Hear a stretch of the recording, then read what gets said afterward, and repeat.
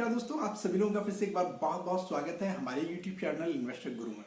दोस्तों आज मैं आप लोगों के सामने एक सीरीज शुरू करने जा रहा हूं जिसमें basics of the financial planning के बारे में मैं आपको बताऊंगा और इस सीरीज के हम पहले पार्ट यानी इमरजेंसी फंड के बारे में जानेंगे इसमें। तो दोस्तों सबसे पहले इमरजेंसी फंड क्या है और इसको हमें किस तरह क्रिएट करना चाहिए और हम इसमें पैसा कहाँ कहाँ लगा सकते हैं, वो सारे ऑप्शंस के बारे में मैं शुरू से लेकर लास्ट तक आपको बताऊंगा। तो प्लीज लास्ट तक इसको देखिएगा, फिर उसके बाद जरूर बताइए कि आप किस तरह मैनेज करने वाले हैं अपने इमरजेंसी फंड को। चलिए शुरू करते हैं। दोस्तों सबसे पहले मैं आपको बता दूं, इमरजेंसी फंड उस टाइम के लिए रखा जाता है जब कुछ आपके साथ इंस्टेंटेनियसली कुछ ऐसा हो जाए जिसका आप पहले से प्रेडिक्ट ना कर पाए। सपोज आपकी जॉब चली जाती है किसी वजह से, या कोई भगवान ना करे कोई एक्सीडेंट वगैरह कुछ हो जाता है, या कुछ मिस हैपनिंग ऐसी हो जाती है आपको सडन अमाउंट की जरूरत पड़ती है, तो उसके लिए हम लोग एक इमरजेंसी कॉर्पस अपने पास हमेशा रखते हैं। तो जो सिंपल कैलकुलेशन है वो कुछ इस तरह होती है कि जो भी आपकी आज की बेसिक नीड्स है उसकी मल्टीप्लाई बाई 6 से 12 महीने का हम इकट्ठा करके रखते हैं। सपोज करो आज मेरे को पूरे महीने का घर का खर्चा चलाने के लिए 25,000 रुपए की जरूरत पड़ती है और मैं उन 25,000 की मल्टीप्लाई अगर 6 से कर दूं तो लगभग 1.5 लाख रुपए होते हैं। तो मैं क्या करूंगा, उन कम से कम मैं बोलूं 6 से 12 मंथ का, आपकी इच्छा है, अगर आपके पास ज्यादा है तो आप ज्यादा इमरजेंसी फंड में रख सकते हैं। लेकिन यहां पर याद रखना, इमरजेंसी फंड का जो मोटिव होता है वो होता है कि आपकी लिक्विडिटी मेंटेन करना उस टाइम पे जब कुछ भी आपके साथ इमीडिएट हुआ हो, जो आपको जरूरत तुरंत पड़ी हो।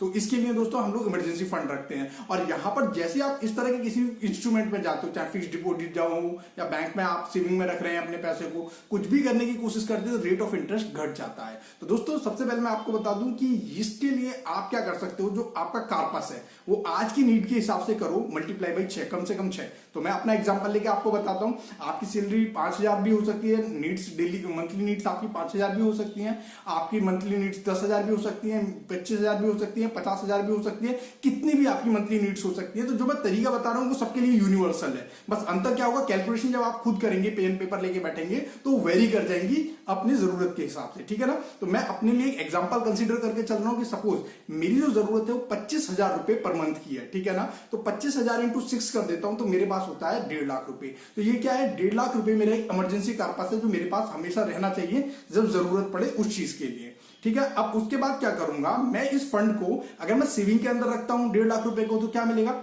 बहुत कम इंटरेस्ट मिलेगा मुझे उसका, क्योंकि सेविंग में तो 3.5% है। और क्योंकि इमरजेंसी फंड का मतलब ये थोड़ी ना कि कल ही हम इसको यूज करने जा रहे हैं, इसका मतलब ये कभी इत्मीनान जरूरत पड़ी हम इसको इस्तेमाल कर सकते हैं। तो उस टाइम के लिए अगर आप 3.5% के हिसाब से खाली सेविंग में रख रहे हो तो ये तो कोई सेंस नहीं बनता है।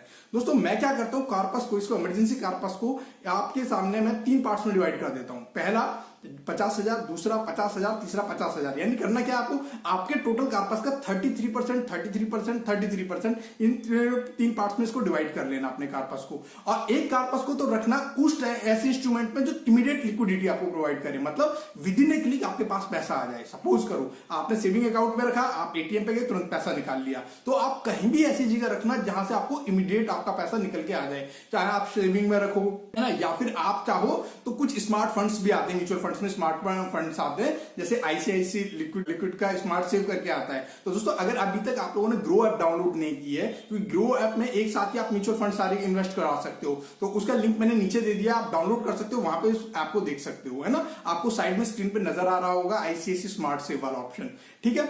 अब दोस्तों अब आगे बढ़ते हैं हम लोग। तो दूसरा जो पार्ट है उसको करना है आपको डेप्ट फंड में। बेसिकली जो डेप्ट फंड होते हैं वो सेविंग फंड से ज्यादा रिटर्न देते हैं, है ना। सपोज करो अभी जो गोल्डन पीरियड रहा था डेप्ट का, उन्होंने तो 11-12% तक दिए, पर मैं 11-12% पे नहीं जा रहा हूं। मैं मान के चल रहा हूं कि उन्होंने लगभग किसी ने 8 दिया होगा, किसी ने 9 दिया होगा, उस तरह मैं मान के चल रहा हूं। तो 2 फंड्स डेप्ट फंड आपको सेलेक्ट करने हैं।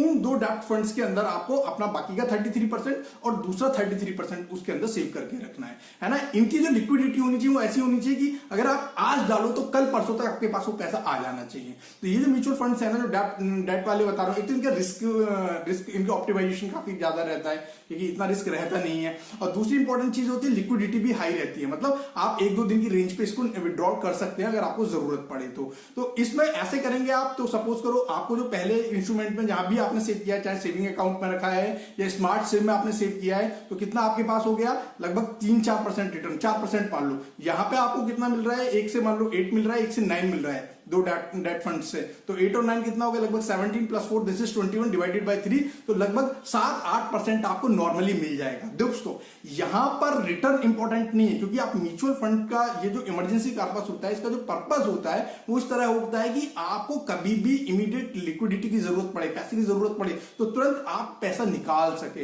यहां पर ये मोटिव रहता है। तो यहां पर पैसा कमाना ऑब्जेक्टिव नहीं रहता है। इमरजेंसी फंड का मतलब होता है कि आपके पास अगले 6 महीने तक का कम से कम जुगाड़ होना चाहिए, इनकेस आपकी जॉब चली जाती है, कोई इमरजेंसी आ जाती है।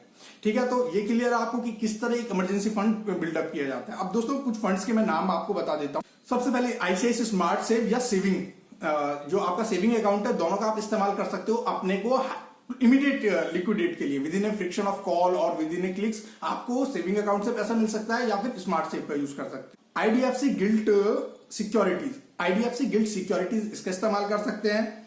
HDFC short term depth fund in direct में, जो भी फंड लेने आपको डायरेक्ट लेने, कोई भी रेगुलर फंड नहीं लेना, क्योंकि डायरेक्ट में क्या होता है, हमारा कमीशन बच जाता है जो हम ब्रोकर्स को देने वाले होते हैं। निपॉन इंडिया फ्लोटिंग फंड, इन तीनों फंड्स के अंदर आप जो है डाल सकते हैं। ठीक है ना, तो सबसे पहला आपको मैंने बता दिया कि आपको करना क्या है, अपना जो कॉर्पस का 33% है वो इमीडिएट लिक्विडिटी में चाहिए। उसके बाद आपको 2 डेट फंड ढूंढने, डेट फंड के अंदर डालना है, जो मेरे फेवरेट थे, जिनको मैंने वर्कआउट किया था, वो आपको मैंने बता दिए हैं। ठीक है, तो इस तरह आप इस लिक्विड फंड के कॉर्पस को कर सकते हो। अब ये सबसे पहला चैलेंज होता है जब भी आप फाइनेंशियल प्लानिंग करते हो कॉर्पस इकट्ठा करने का, तो ये आपकी जिम्मेदारी है कि आप अपने 6 महीने का कॉर्पस जो भी काम कर रहे हो उस काम को करते हुए अपना पहले इमरजेंसी फंड बिल्डअप करो। तो इसके लिए जो है आप लोग बताइए कि आपका इमरजेंसी फंड आप कितने मंथ में टारगेट कर रहे हो, क्या आपने इमरजेंसी फंड ऑलरेडी अपने पास रखा है या नहीं रखा है, आप कितना टाइम लेंगे अपने इमरजेंसी फंड को बिल्ड करने के लिए। आप कमेंट सेक्शन में जाके ये लिख के मुझे बता सकते हैं। डेफिनेटली आपकी कोई भी क्वेरी है तो मैं रिप्लाई जरूर करूंगा। ये पहला पार्ट था, अगले पार्ट में मैं आपको मेडिकल इंश्योरेंस के बारे में बताऊंगा लेवल 2 पे। बाय।